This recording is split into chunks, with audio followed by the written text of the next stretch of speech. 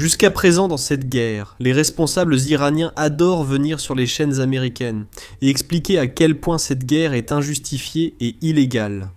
Je suppose qu'ils vont bientôt arrêter de faire ça.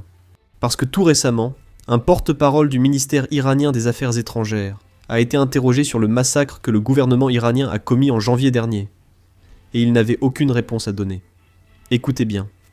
Quand de grandes organisations de défense des droits humains comme Amnesty International accusent votre gouvernement de massacrer des manifestants après avoir examiné des vidéos vérifiées et des témoignages oculaires. Des forces de sécurité postées dans les rues et sur les toits, y compris maisons, mosquées et commissariats, ouvrent à plusieurs reprises le feu, je cite, avec des fusils et des fusils de chasse chargés de plomb métallique contre les manifestants, visant souvent leur tête et torse. Quand Amnesty, qui n'est pas proche des gouvernements américains ou israéliens, affirme cela, Dr Bagaï, pourquoi croire votre gouvernement plutôt qu'Amnesty?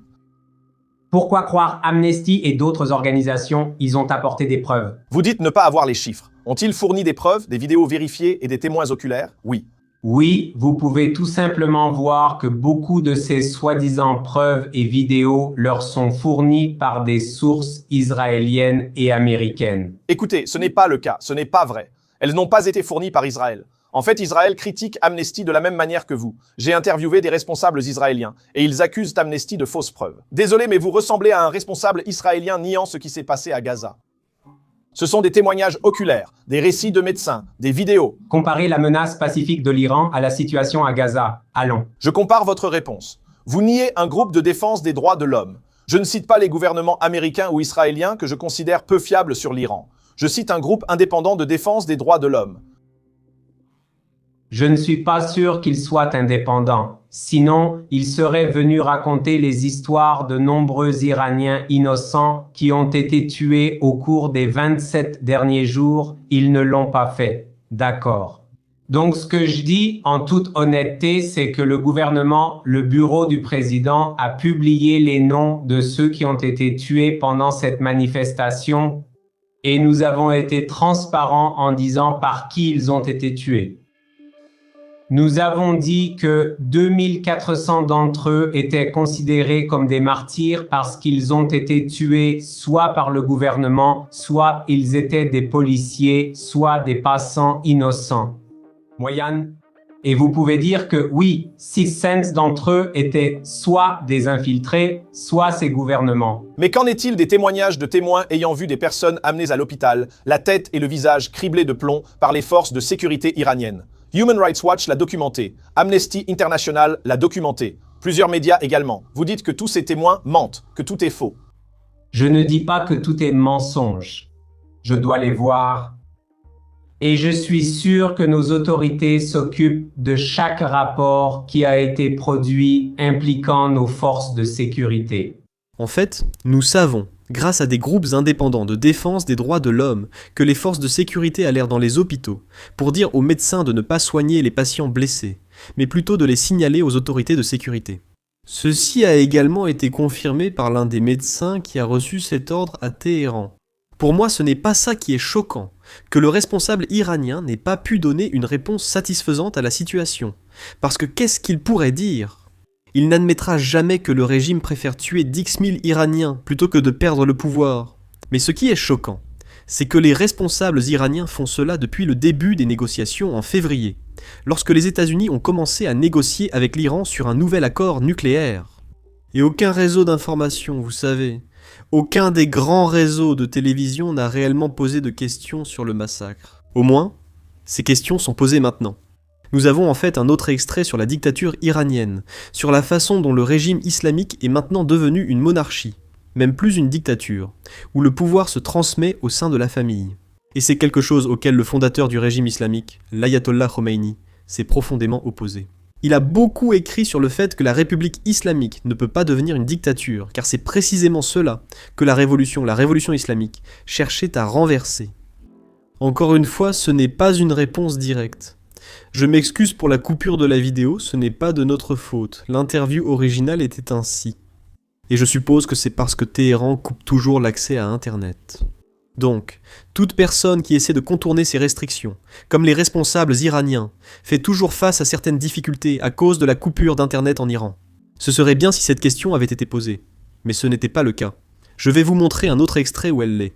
Mais pour l'instant, écoutez celui-ci. Il y a eu d'énormes manifestations en Iran en janvier dernier, réclamant un changement de gouvernement, et pour beaucoup, la fin du modèle théocratique de la République islamique en particulier. Pourquoi votre gouvernement refuse-t-il d'écouter les revendications du peuple? Pourquoi remplacer un guide suprême non élu qui a dirigé pendant près de 40 ans par un autre guide suprême non élu que le peuple iranien n'a pas choisi et sur lequel il n'a eu aucun mot à dire? En quoi votre pays n'est-il pas une dictature?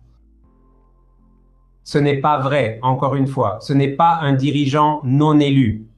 Il a été élu par les experts. Une assemblée d'experts est élue par des votes par le peuple.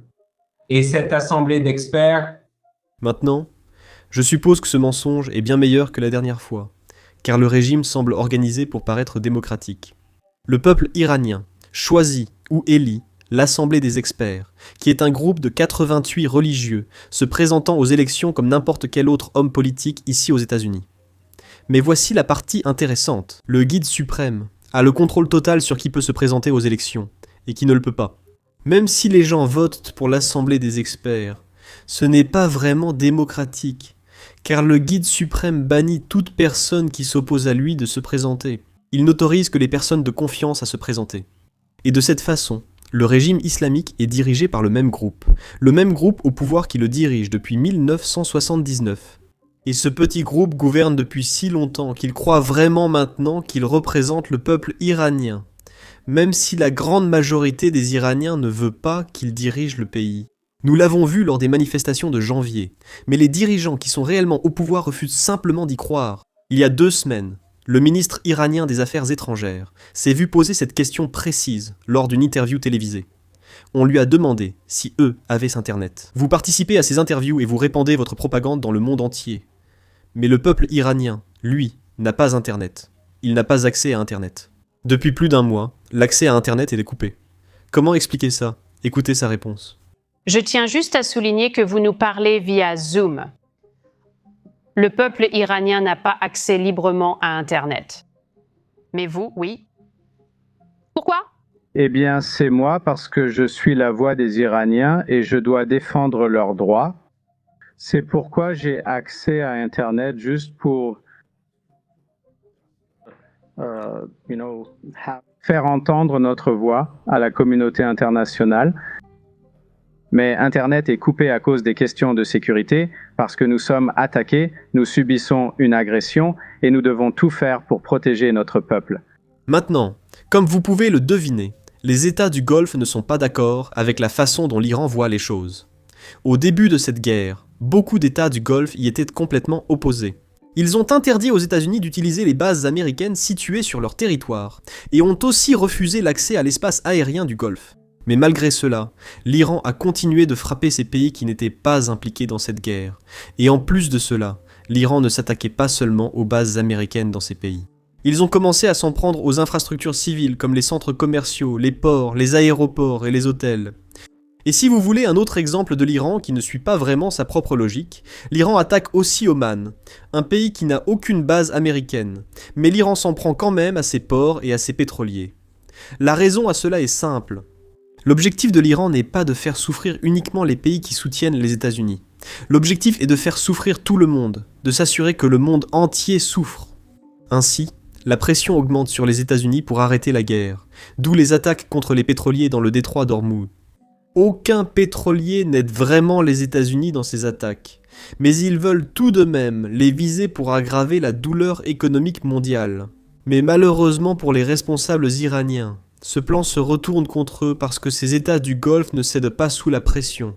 Au contraire, ils réalisent le type de menace que l'Iran représente pour la région, et le type de menace que l'Iran constitue pour la sécurité régionale. Et c'est pourquoi, au lieu de faire pression sur les États-Unis pour mettre fin à la guerre, ils font pression sur les États-Unis pour ne pas mettre fin à la guerre. Des pays comme l'Arabie Saoudite, les Émirats Arabes Unis et le Koweït font pression sur les États-Unis, faisant du lobbying auprès du gouvernement pour s'assurer qu'il n'y ait pas de cessez-le-feu, tant que les capacités iraniennes ne sont pas neutralisées. Vous comprenez maintenant ce que signifie neutraliser quand ils le disent. Ils veulent garantir que toutes les menaces de l'Iran, y compris ses capacités nucléaires, ses missiles, ses drones et même ses groupes terroristes affiliés, ne posent plus problème aux pays de la région après la guerre. Ils pensent qu'un cessez-le-feu, qui ne traite pas tous ces problèmes, ne signifie pas qu'il y aura la paix dans la région. Cela veut simplement dire que la prochaine crise est repoussée.